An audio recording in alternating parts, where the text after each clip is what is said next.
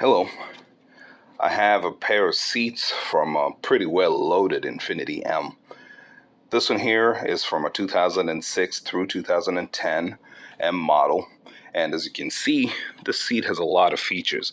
But today what I'd like to focus on is these holes over here. Can you see the holes on the seating surface and part of the back? Yeah, that indicates that you have an extra feature called the ventilated seats, the heated and cooled seats option. So something that doesn't get addressed as often as it should be, or sometimes get neglected, is maintenance of this system. For the most part, it doesn't really need too much, but unlike a standard heated seat where you just have a heating pad, these ones here use air, hence the perforations in the seating surfaces.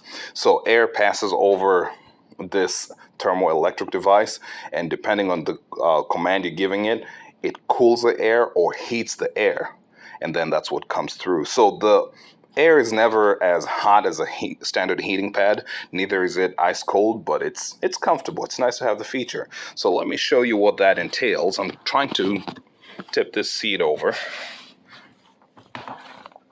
for demonstration purposes, but in reality you can access the bottom just by lifting your seat bottom up, tilting it back upwards, so to say. So down here, two main things I'd like you to see: this one here and then this one here. This is a filter, and the way it works is that air is sucked through the bottom of the seat through this filter, and then you've got a blower motor in here, and this blower gets the air, sends it through ducting, and then you've got the thermoelectric device, and it's routed into the seat area as well as the back. I was trying to see how well I can see that. There you go. So some goes into the seat, some goes into your seat back. And this is what I wanted to talk about with regards to replacement. Mine looks pretty good. Keep the car clean for the most part, or kept the car clean for the most part.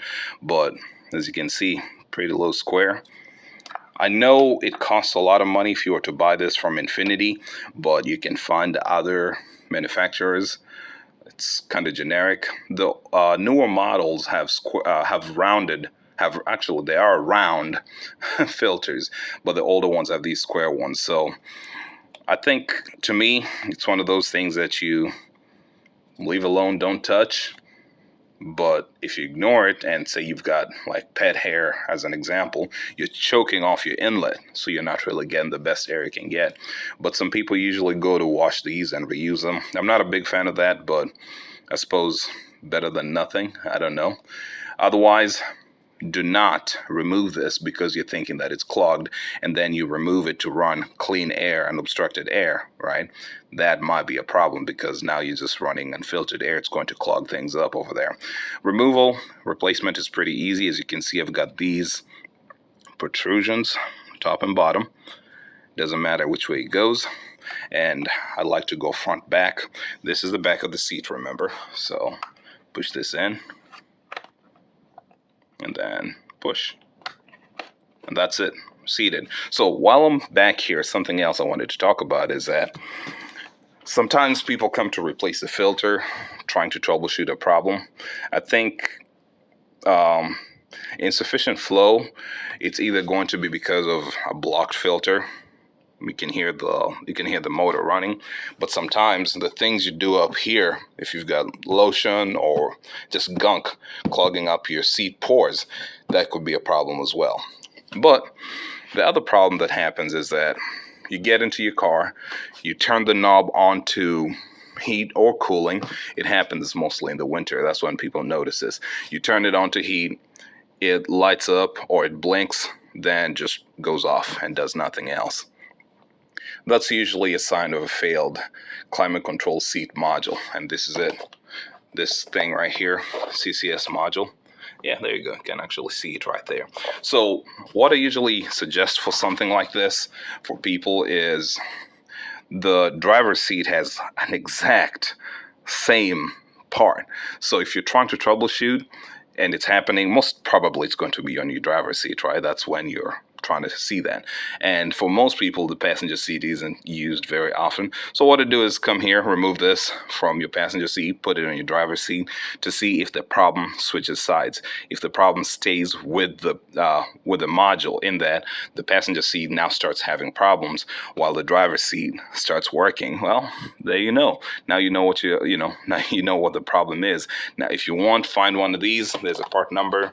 Find it online, replace it on your passenger side, test it out.